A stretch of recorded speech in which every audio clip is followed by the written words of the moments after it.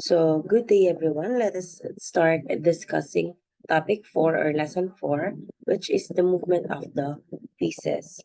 So, I already taught kung paano mag-set up ng chessboard. Laging tandaan, white on the right, queen on her color. If you are playing the white, dapat binabasa mo ang mga files or letters na tinatawag as A to H. Kapag naman ikaw ay black, basahin mo or dapat nababasa mo ang mga letra from H to A, baliktad naman. Okay? So, and if you are playing white, dapat nasa first and second rack yung mga chess pieces mo. And then vice versa, kapag black ka, 7 and 8 naman. Okay, queen on her color, ayan. Let's proceed to the movement of the pieces. Let's start with the rook.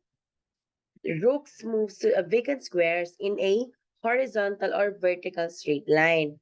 So, ang movement po niya, pahiga, okay, pahiga, horizontal, or patayo, vertical. So, rooks must stop before their own pieces, or they can capture an opponent's piece and occupy that square. So, let's just check if I can use mine. I cannot use it.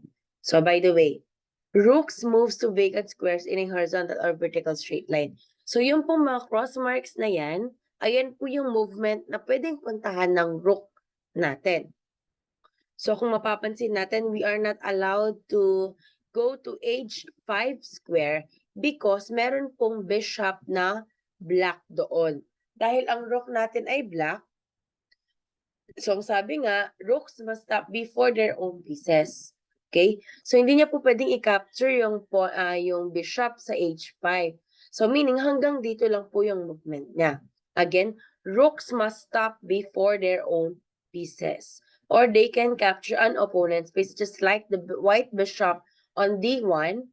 As you can see, meron po siyang X or cross mark, meaning pwede pong pumunta yung bishop or yung rook doon sa D1 at pwede niyang i-capture kasi opponent's piece siya. So, for example, kunwari, ang black bishop ay nasa F5. Question now, pwede bang pumunta ito sa G5? Very good. Hindi pwede. Kasi nga ang sabi, rooks must stop before their own pieces. So, kung nandirito na po yung bishop na black sa F5, meaning, hindi na siya pwedeng pumunta sa G5 square tsaka sa H5 square. Tandaan po natin yan. O, for example, ang white bishop nasa D3 instead of D1. Pwede pa ba siyang pumunta ng D2? Pwede pa ba siyang pumunta ng D1? Hindi na po. Okay?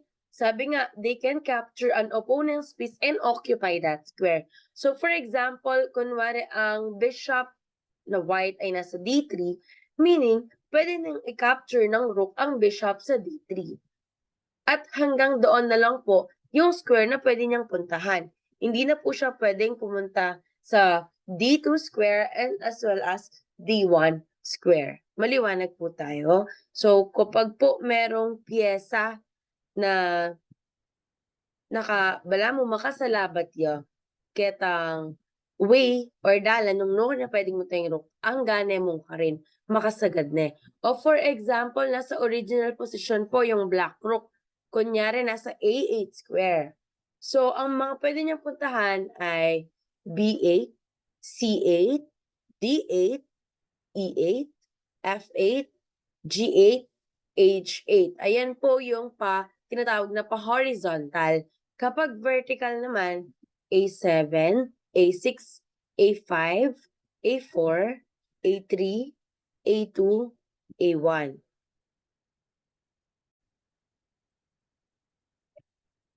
So, kailangan po nating tandaan na ang rook hindi pwedeng mag-jump over the pieces. So, kunwari merong black pawn dito sa E5. Pwede pa po siyang pumunta sa F5, sa G5 at H5 square. Sa tingin po ninyo? Okay, hindi na po pwede. Okay? Hanggang dito na lang siya sa D5 square. So kapag may black pawn dito, hindi na siya pwedeng pumunta dito sa mga F5, G5, and H5 square. Ma'am, what if po white pawn po yung nandito sa E5? Pwede po ba siyang pumunta sa F5 noon, sa G5 at H5? Hindi rin. Pero pwede siyang pumunta sa E5 square kasi ika-capture niya yung white pawn. Okay? So I hope I made you clear po, no? If you think na medyo mabilis, pwede namang i-post, i-resume, at i-play ng paulit-ulit. This is the advantage of recording discussion. You can post it, you can always go back with it if you are being nalilito. Okay? So the rook has a 5-point value.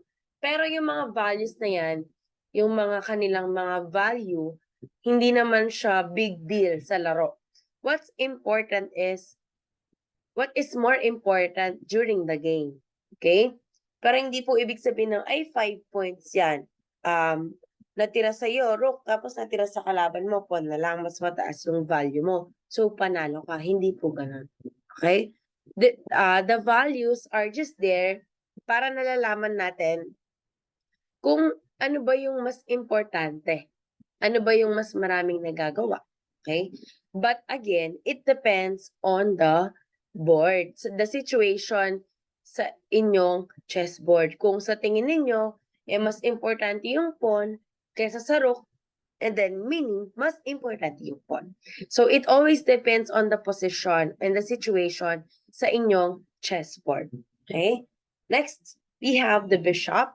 So, the bishop moves to vacant squares in a diagonal straight line. So, ang rook natin, horizontal and vertical.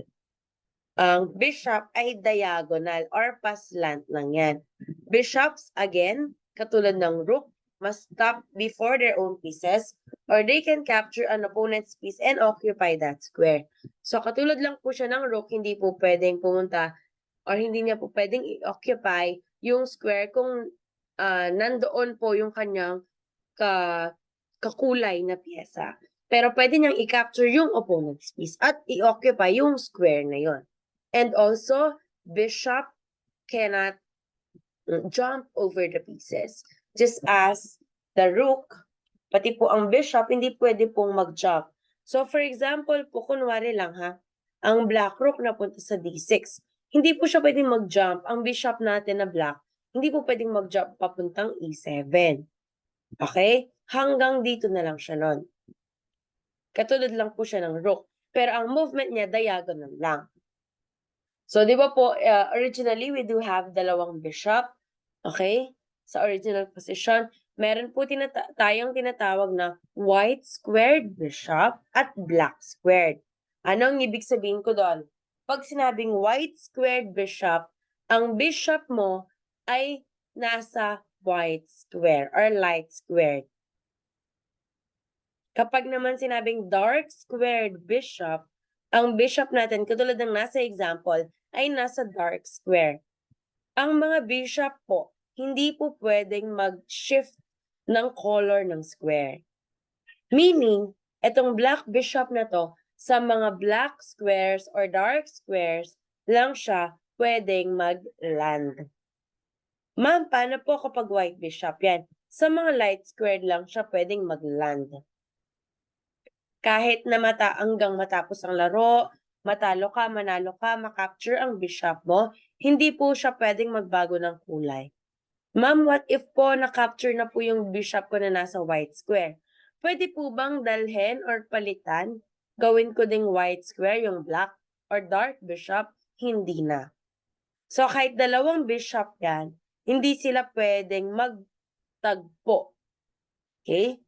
Hindi po sila pwedeng magtagpo. Katulad ng mga parallel lines na yan. Kapag white bishop ka, or light squared bishop ka, light squared squares or light squares or white squares lang ang pwede mong puntahan sa diagonal mo. Kapag dark squares lang. So for example, ito puro dark squares. Pero po hindi ibig sabihin na itong dark square, lahat ng squares dito na dark pwede niyang puntahan. Basta yung diagonal niya lang. For example, dahil siya ay nasa C5, pwede ang diagonal niya B7, B6 rather, A7, D4, E3, F2, and G1. And also A3, B4, D6, and then E7. Dahil may black rook sa F8, hindi siya pwedeng pumunta sa square na yon. Kasi nga, kakampi niya yon. Pero dito, dahil ang white rook nasa G1, pwede niyang i-occupy yung square na yon because it's the opponent's piece and he can capture it. Okay? I hope I made you clear. Again, bawal pong mag-iba ng kulay ng square ang dalawang bishop. So, considered as isa sila. Parehong bishop, pero hindi po sila pareho ng kulay ng square. Again, hindi pwedeng mag-jump over the pieces. Okay? Makasagad na yan. Pero pwede silang mag-move hanggang kung saan pwede. Hindi lang sila nakalimit sa isang move lang or sa isang square. Pero, bawal magpalit ng kulay ng square. At bawal mag-capture ng own piece.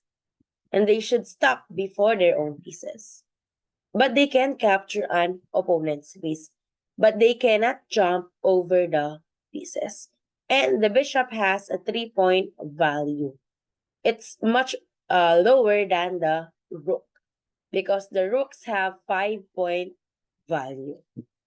Okay, next, we have the knight. O yung outside yung kabayo. Do not call it horse. Okay, it's a knight.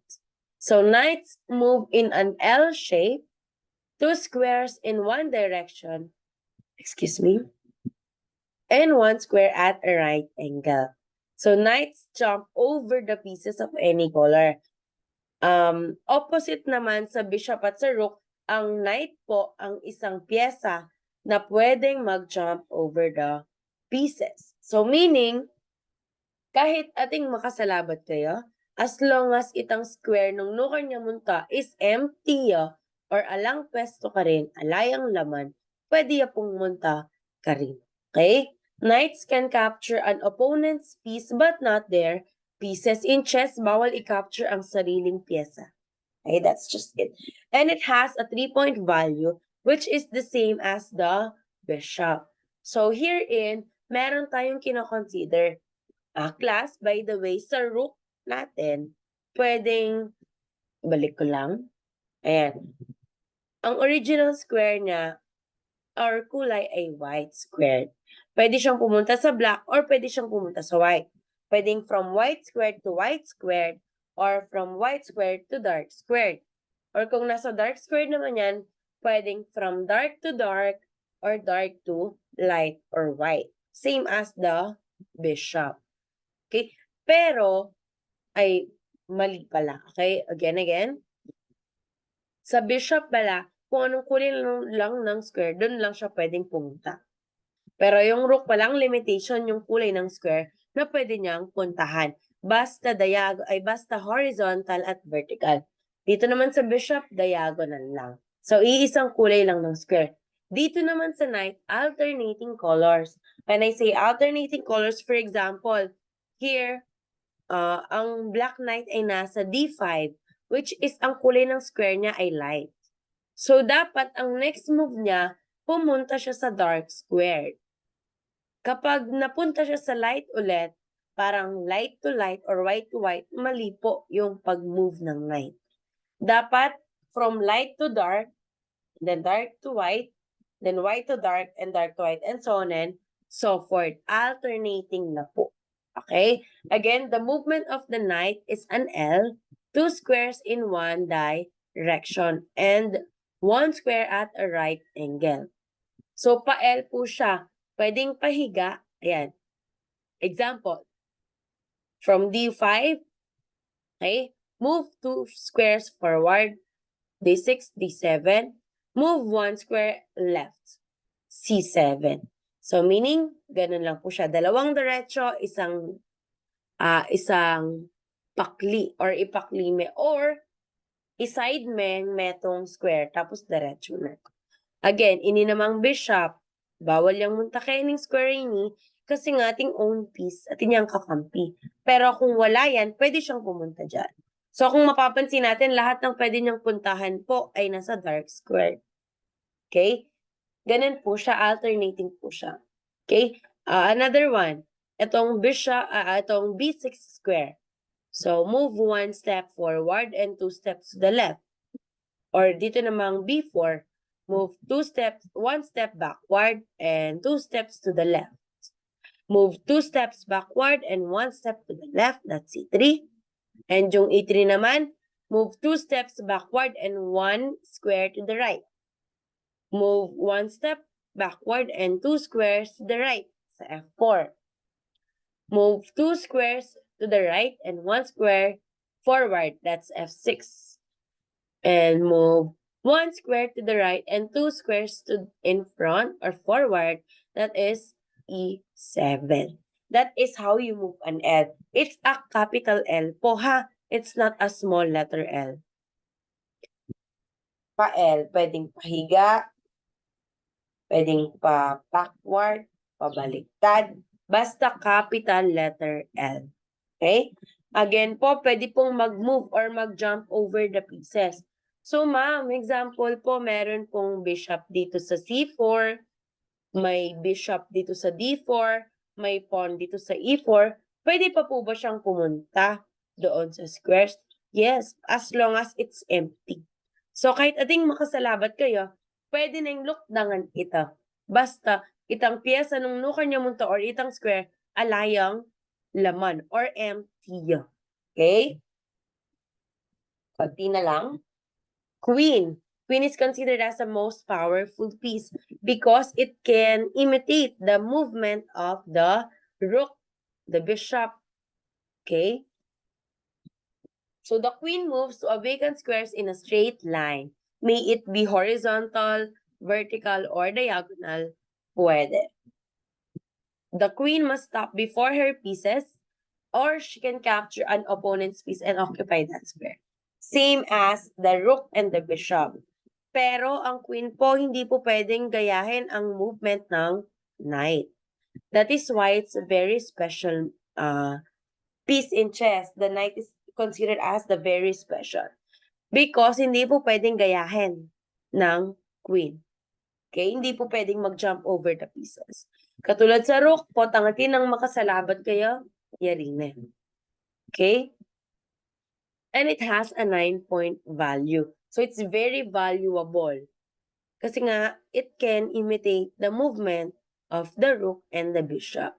So ma'am, sabi niyo po, pwede niyang gayahin ang movement ng bishop. Meaning po ba, dapat nasa iisang kulay lang ng square? No. Okay? The difference between the bishop and the queen, pwedeng pumunta sa mga opposite colors niya.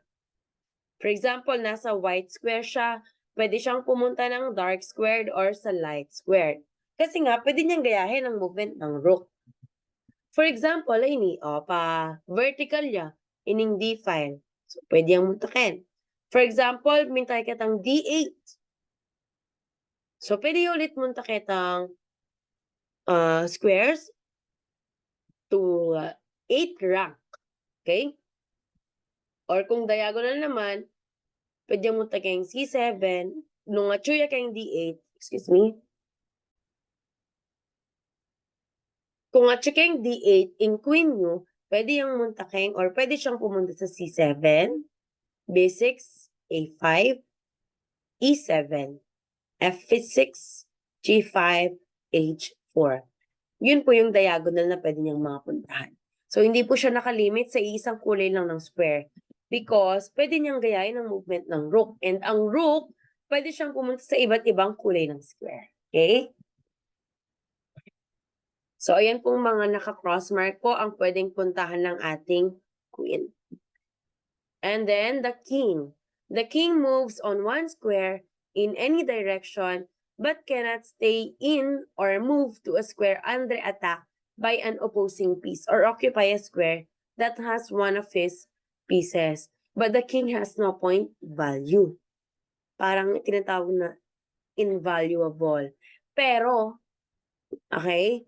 Pero kapag ang king po natin ay na-corner, talo na po tayo. Bakit wala siyang value? Kasi hindi naman pwedeng capturein. Okay?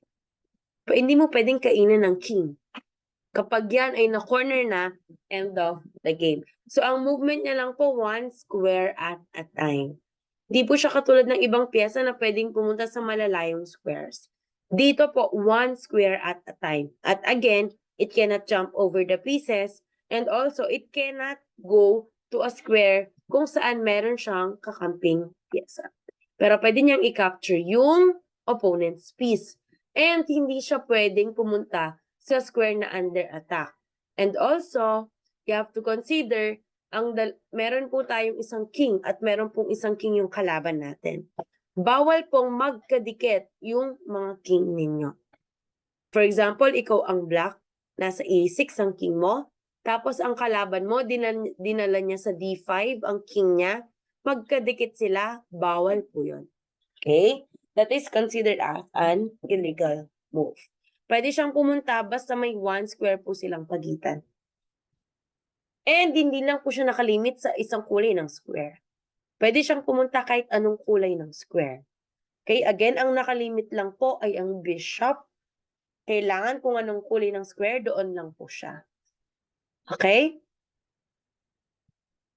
Next, the pawn. So, pawns move forward, either 1 or 2 empty squares on their first move or only 1 empty square after that. So, pawns may capture the opponent's pieces that are 1 diagonal square in front of it. And a pawn cannot capture a piece directly in front of it and has a 1-point value. So, simply this one. Kapag po nag-move ang pawn natin, ang galaw niya po pa-forward or pa-diretso. So, example natin itong pawn sa F2. Kapag nasa original position po yung mga pawns natin, pwede po silang mag-move ng 2 squares at a time. Once lang po pwede yun ha, kapag nasa original position po. Dahil itong pawn na white, nasa F2, nasa original position pa, pwede po siyang mag-move ng 2 squares. Ma'am, paano po natin malalaman? Originally, kapag sinet up natin ang mga pyesa, ang mga white pawns ay nasa 2nd rank. Ang mga black pawns ay nasa 7th rank. So, yun po yung parang key natin para malaman kung nasa original square pa siya. Ma'am, dapat po ba 2 square or pwede po or choice po namin na 2 square or 1 square? It's your choice. Okay? Kung gusto nyo ay 1 square lang, it's okay. But if you want 2 squares, it's okay also. Basta dapat nasa original position lang siya. Basta ang movement niya pa-forward lang. Bawal po siyang bumalik. Bawal po siyang mag-step backward. Dahil hindi po siya major piece. Minor piece lang po siya. So, dito, kapag nag-step forward ka na, bawal ka nang bumalik. Okay? Ang movement niya po, kapag forward lang po siya ha, kasi po, iba po yung movement niya pag nagka-capture ng pyesa. Okay? Again, ang movement niya forward. Pwedeng 2 steps or 2 squares or 1 square in one move. Okay? Pero kapag nagka-capture po siya, pa-diagonal po. O dito naman po tayo sa D4 na pawn na white. Kung mapapansin ninyo, medyo malabo lang. Atin pong makasalabat kayang knight, kitang D5. So meaning, hindi na po pwedeng mag-move forward yung white pawn natin na nasa D4. Kasi nga, atin ang makasalabat kayo. Pero, okay? Pero, kapag naalis yan, yung knight, pwede na siyang mag-move. So meaning po ba, ma'am, kapag meron pong ating makasalabat kaya kayong harap, nene po move, alina ne. Mas stuck ne kanto. Okay? Pero ang capturing niya, kung paano kumain or mag-capture ang pawn, pa-diagonal siya. Hindi siya pa-forward. Okay? Just like this one. Ang white pawn nasa D4, meron pong bishop na black doon sa C5. So, ka-diagonal ne. So, pwede na i-capture ito. Okay? Pero, pwede i-capture in knight. And as well as in white bishop king E5. Kasi nga, own piece na ito. Ma'am, paano po yun? Okay? Paano po kung parehong tig-white po lahat ng bishop sa C5, white po siya, knight sa D5, white po siya. Stuck na po ba yung pawn? Yes, stuck na siya. Again, ang movement niya po, normal, forward lang. Tig 1 step lang yan kapag lumagpas na yan sa original position. Paano po ang pag-capture? Diagonal. So kapag diagonal, kung anong kulay ng square mo, kung nasaan ang pawn mo, ayun lang yung mga squares na diagonal sa'yo. For example, yung C5 at E5. Excuse me? Hindi po siyang pwedeng mag-move ng D5 kasi ating makasalabat. At hindi po siya pwedeng mag-jump over the pieces. Diba sa dama, pag nagka-capture po tayo, tumatalon tayo. Dito, hindi. Sa chess, ang knight lang po ang tumatalon ng pa-L. Okay? Again, ang movement niya po ay pa-forward. Ang pag-capture niya ay pa-diagonal 1 square in front of it. So again, kapag nasa original position po ang pawn natin, pwede po natin siyang i-move ng 2 steps forward. Pero kung itong pawn sa B3, wala na siya sa original position, tig 1 step or 1 square na lang yan. Again, tig 1 square na lang kapag wala na siya sa original position. Okay? Next. Are you familiar with en passant? So this en passant is a special pawn capturing move. En passant is a French expression, means in passing, which is precisely how this capture works. Okay, di ba po sinabi ko ang pag-capture po ng pawn, usually po diagonal, direct diagonal in front of it. Okay? Pero dito sa en passant, hindi po niya ka-diagonal. Katabi niya po. Okay? So dito po, ayan, tingnan natin ang example. Di ba po meron tayong 64 squares? Ang isang chessboard ay may 64 squares. At meron po tayong tinatawag na territory. So kung white ka, ang territory mo, ang rank 1 to 4. Kung black ka, rank 8 to 5. So ang en passant po happens only in 4th to 5th rank. How is that? Okay, I'll just explain quickly. So, here, meron pong black pawn, nasa 4th rank, meaning po, nasa territory na po siya ng kalaban niya. Okay, kasi nasa 4th rank na siya. So, en passant happens kapag ang opponent's pawn ay pumunta sa territory ng opponent niya. Okay, ayan, nasa 4th rank na siya.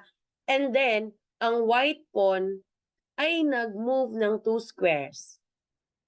So, pumunta sa A4. So, kung makikita nyo, nasa second picture illustration, nandito na sila. Na meron pong arrow, ang black pawn pwedeng pumunta sa A3. Eh, ma'am, hindi naman niya po pwedeng i-capture yon kasi alinea po ka-diagonal. How is that possible? That is en passant. And it only happens one time. Okay? So, dito, kahit any ka-diagonal, pwede na i-capture. Bakit? Kasi may move yung 2 steps forward na itang kalaban ng pawn at yung siping na. That is en passant. And this is just one time. Meaning, kapag may occur yung situation na makanyan, kapag ining black pawn ay ni, ene pa kinapture itang pawn, tinira yung pangaliwa, ene na pwedeng i-capture. Ulitin ko po. Kapag ang black pawn, hindi niya agad kinapture ang white pawn sa en passant na way, hindi na po niya pwedeng i-capture yon. Nag-expired na yon. So parang meron po siyang expiration date. Maliwanag po tayo. That only happens once or one-time opportunity. Pero ma'am, what does it mean by that? Hindi ko sinabi na one-time opportunity lang na hindi na pwedeng mangyari or maulit. Pwede pa yung maulit as long as merong ganyang situation. Pero, hindi po pwede na palipasan natin. Kung gusto mo siyang i-capture, i-capture mo na siya. Pero you are not required to capture it. Okay? Di po tayo required. Kung sa tingin po natin, papangit po yung posisyon natin pag kinapture natin, huwag na natin i-capture. Kasi it's our choice if we want to capture it or not. Pero, It's just one time. Pag dinala niya yung opportunity, Megan Rab, expired na. Alam niya. Okay? That's how it works. Ma'am, paano po natin isulat yun? Normal lang. B4 captures A4. Ganun lang siyang sinusulat. And then, ang pawn na black, pupunta doon sa A3 square. So, ma'am, paano po pag hindi po siya nag-move ng 2 squares? Pumunta lang po siya sa A3. Same, normal capture pa diagonal. Okay? So, I'll just end this video, okay, our discussion, and I will continue recording and uploading one more due to its time limitation. I hope you have learned something. Let us continue our topic.